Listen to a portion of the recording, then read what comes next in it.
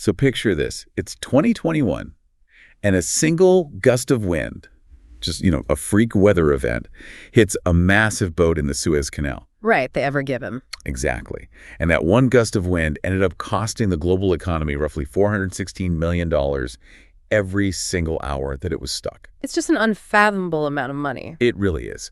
Welcome to the Deep Dive, everyone. Today we're looking at why modern global supply chains are less like these perfectly engineered, inevitable machines, and honestly, a lot more like high-wire acts without a net. Yeah, that's a really good way to put it. We are pulling directly from the principles outlined in Module 8, Section C of our source material today. And our mission for you, the listener, is to explore this massive and I think often misunderstood world of logistics risk management. And it is a critical shift in perspective, because I think when people hear the term risk management, they usually think of like a dry, defensive, bureaucratic checklist. 100%. It sounds like meetings and paperwork. Right. But the reality is that managing risk is actually one of the most aggressive strategic advantages an organization can wield today. I mean, customers and investors place a massive premium on minimizing uncertainty. So it's not just about playing defense. No, not at all. When a company systematically strips variability out of its network, it becomes fundamentally more attractive to shareholders and honestly vastly more dangerous to its competitors. Which makes sense. I mean, if you are running a logistics network today, your biggest fear isn't just, a flat tire on a delivery truck. It's a sovereign debt crisis or a regional conflict or some cyber attack halfway across the world. Exactly. And the core tension we're unpacking today is that risk simply cannot be an afterthought. You can't just patch it with a Band-Aid later. It has to be intentionally designed into the supply chain from day one. Okay, let's unpack this. Yeah. Because before we figure out how to mitigate risk, it seems like we have to understand an organization's fundamental philosophy on taking risks in the first place. Yeah, absolutely. I mean, we can't manage what we don't measure.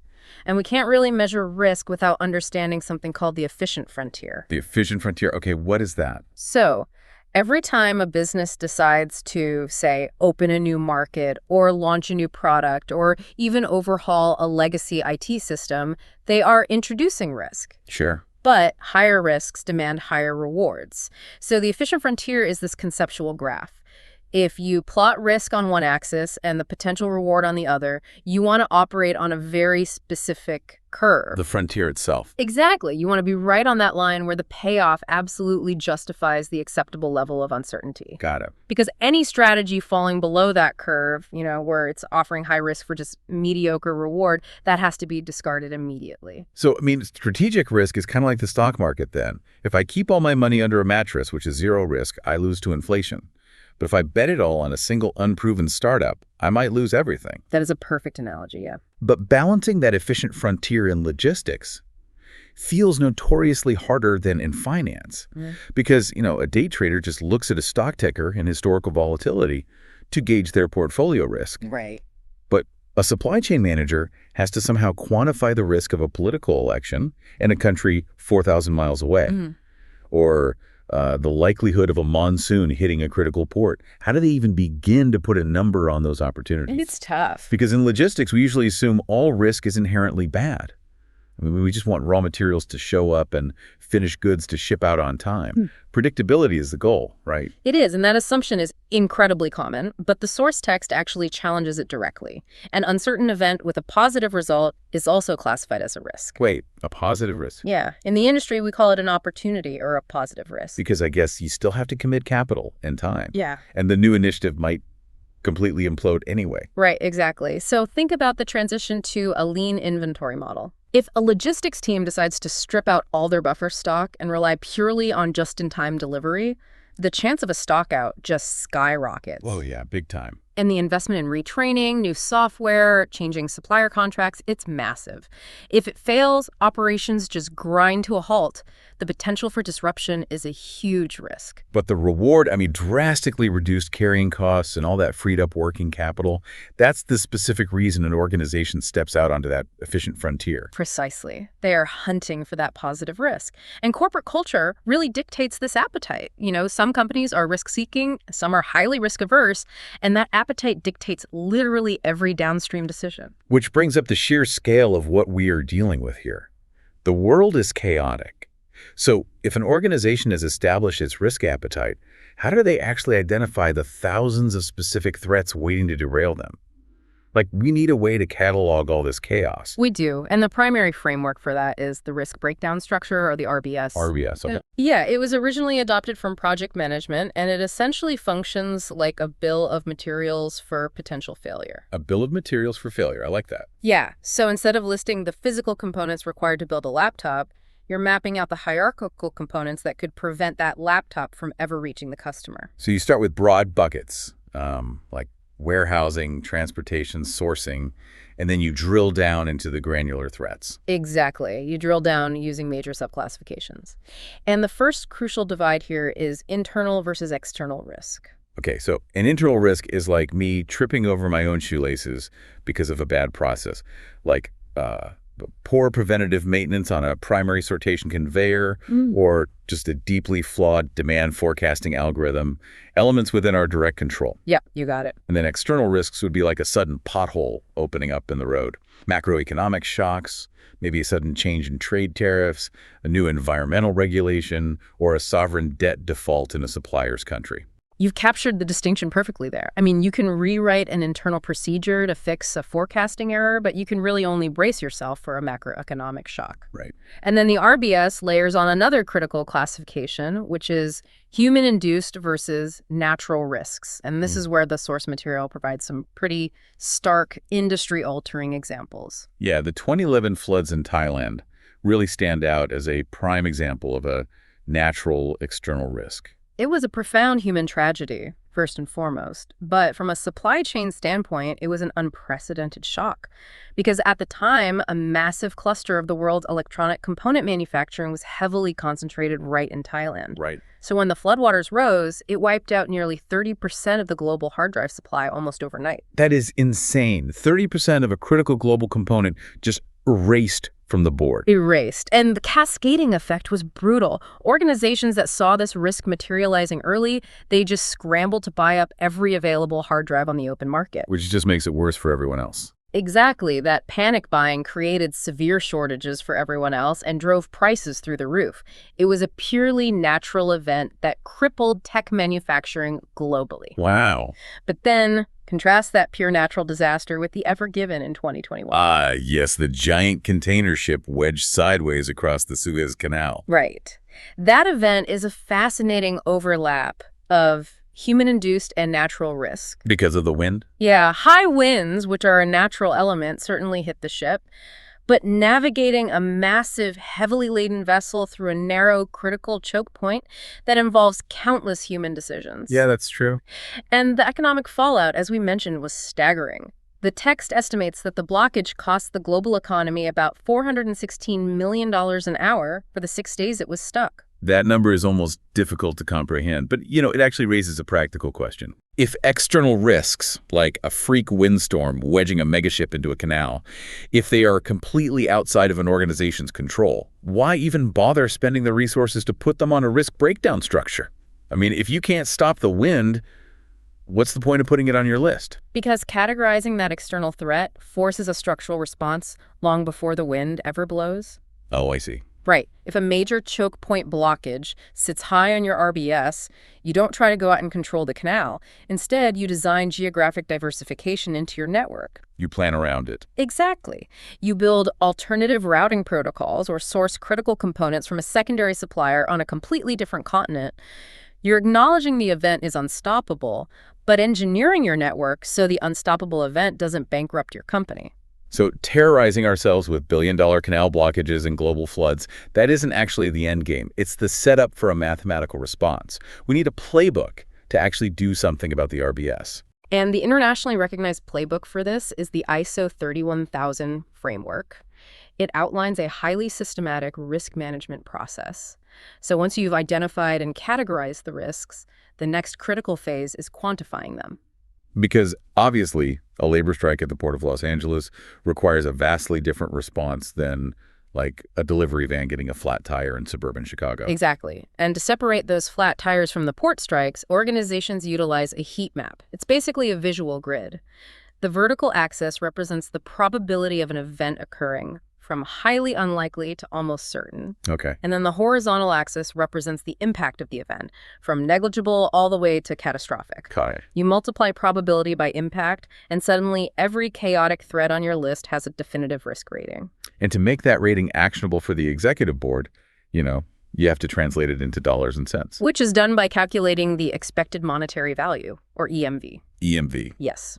The formula is straightforward but super powerful. It's just probability multiplied by the net monetary impact. So give me an example of how that math works. Sure. So if a specific supply chain disruption has a 2% chance of happening this year, and the financial impact of that disruption would be $10 million, the EMV of that risk is $200,000. Okay, so the math tells me my exposure is $200,000.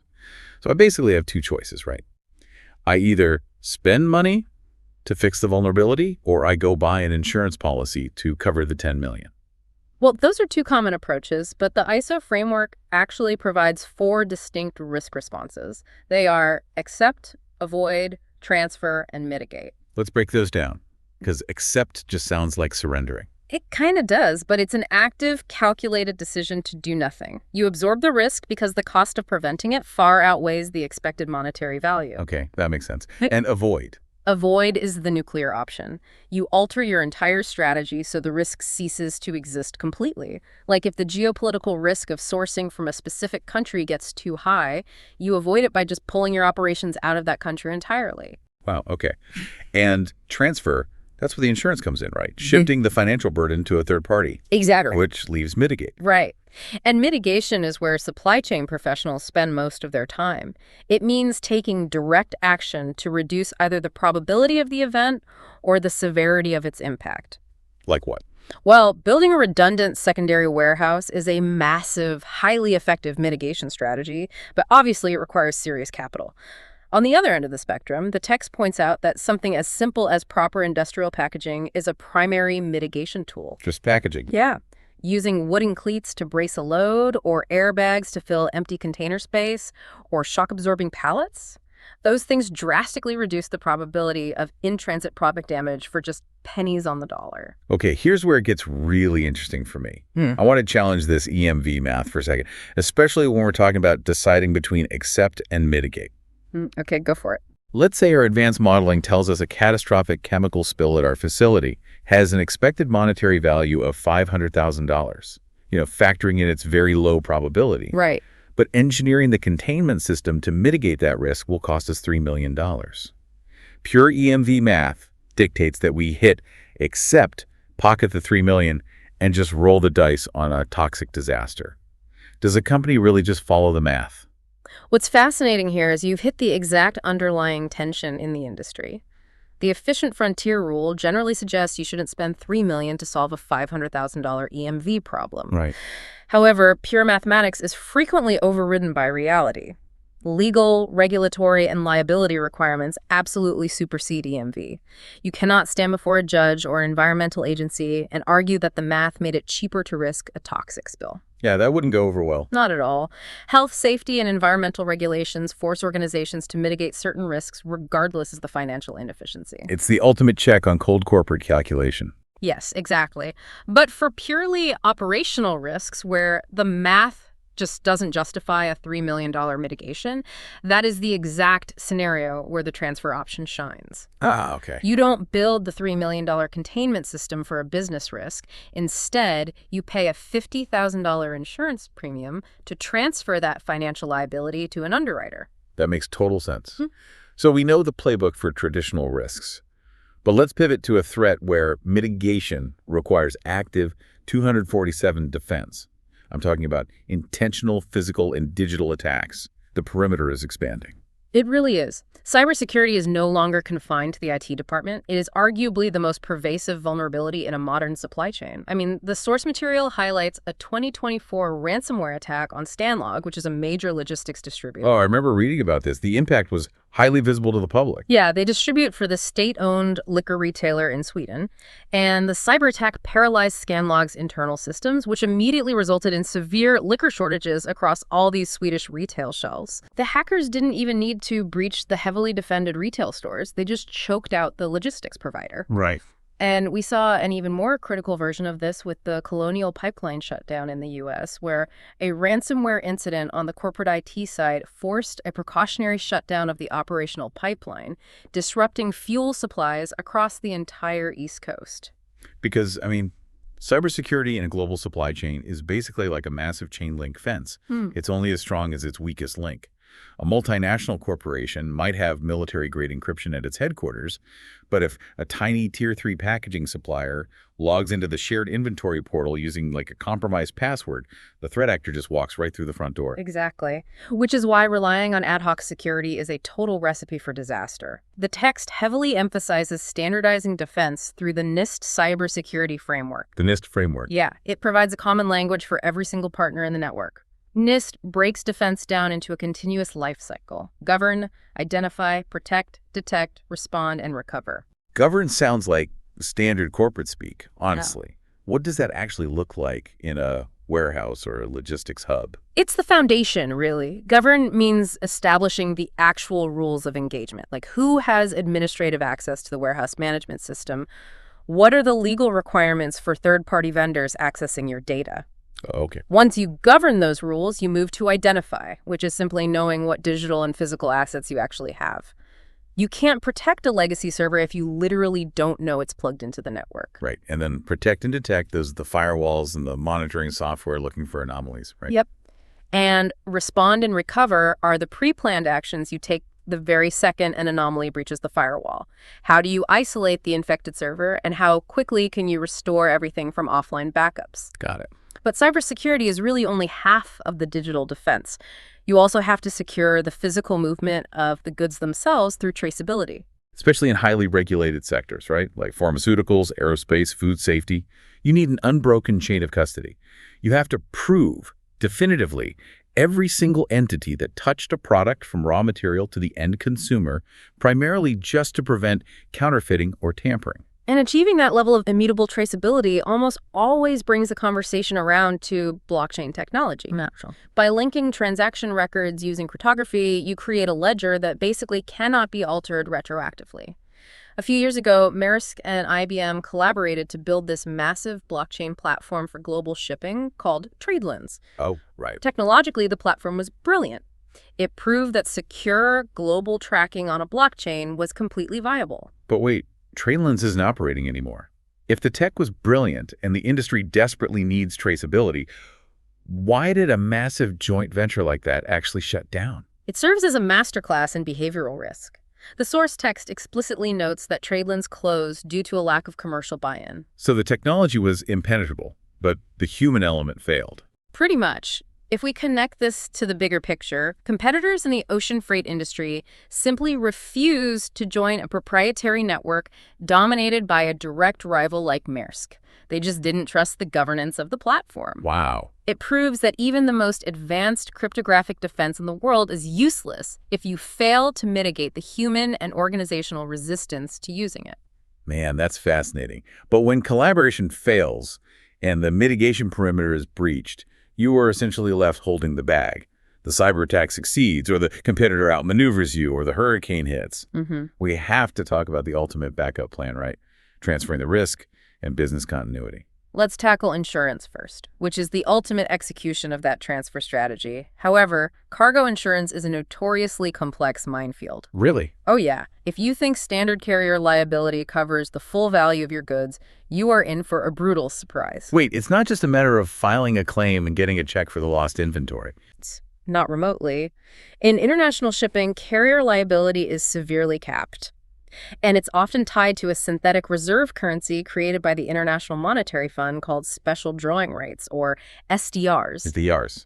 Okay, how does that translate to actual recovery dollars? Well, the text highlights that as of 2024, one SDR equates to roughly 75 US cents. Okay. And standard liability limits for ocean freight are often capped at just 2 SDRs per kilogram of gross weight. Let me process that math for a second. 2 SDRs at 75 cents is $1.50. Yep. So if I am shipping a 20-ton container packed with high-end semiconductors or pharmaceuticals and that ship sinks, the ocean carrier's legal liability is capped at $1.50 per kilogram. Unless you've purchased specific supplemental cargo insurance, yes. That is your cap. That is terrifying. And it gets worse. Maritime law has even older, stranger quirks that logistics professionals must navigate. There's a deeply ingrained concept called general average. What is that? If a vessel is caught in a severe storm and the captain makes the decision to jettison a portion of the cargo overboard just to save the ship and the remaining crew. The companies whose containers were thrown into the ocean take the total loss. Right? While the surviving containers are delivered. Actually, it's the exact opposite. What? Under general average, all parties involved in the voyage, and that includes the ship owner and every single cargo owner whose goods survived perfectly intact, they must all proportionally share the financial loss of the cargo that was jettisoned. Wait, you're kidding. So my cargo arrives completely dry and safe, but before the port will release it to me, I have to post a bond to pay for the container of electronics that was thrown overboard. Yes. It is a centuries-old maritime tradition designed to ensure captains make decisions to save the ship, not just to save the most expensive cargo. That is wild. It is. But it is exactly why understanding the granular details of insurance policies is critical. Yet, a check from an insurance underwriter doesn't actually get your factory running again. For that, you need business continuity planning, or BCP. The strategy for waking up the day after the disaster and actually keeping the lights on. Exactly. Guided by the ISO 23301 standard. BCP is about building sheer resilience to maintain critical business functions during and immediately after a disruption. Right. And the methodologies are evolving. The text details a concept called threat casting. Unlike traditional forecasting that looks at historical data to predict what might happen, threat casting envisions a future disruptive event and then works backward to identify the early warning indicators we should be monitoring today. But, even with AI-driven threat casting and advanced digital ledgers, I was struck by a detail in the text about the ultimate continuity plan. It honestly feels remarkably old school. You're referring to the analog backups. Yes. It is one of the most sobering lessons from recent massive cyber disruptions. The text points out that major insurance underwriters are now requiring logistics organizations to maintain physical paper copies of major documents. Paper copies. Yes, that includes printed telephone lists of emergency contacts and key personnel. So what does this all mean? Wait, you're telling me that in 2026 with AI, global digital control towers and supply chains governed by algorithms, our ultimate rock-solid contingency plan for international trade is a physical piece of paper and a printed phone book in a desk drawer. True resilience requires acknowledging that every digital system, no matter how redundant, shared the exact same fundamental vulnerabilities, which are power and connectivity. Wow, yeah. If a ransomware attack locks the cloud servers and the VoIP phone systems are totally offline, how do you locate a critical container and how do you call the port authority to move it? We literally can't. Exactly. Sometimes the most resilient backup is analog because it operates completely outside the digital attack surface. Yeah. It's all about maintaining critical functions no matter what the disruption is. It strips risk management down to its absolute core. I mean, it isn't just about the technology. It's about the relentless pursuit of keeping the business alive. Yeah. When you master these frameworks, the efficient frontier, EMV calculations, business continuity, you stop reacting to every daily fire. Yeah. You gain the vocabulary to walk into a boardroom and mathematically prove to leadership why investing in a secondary supplier, or yes, a printed phone book, is protecting the company's future before disaster strikes. A resilient supply chain is never an accident. It is meticulously designed to absorb chaos and keep moving. Which leaves us with a final thought for you, the listener, to mull over as you analyze your own network's vulnerabilities.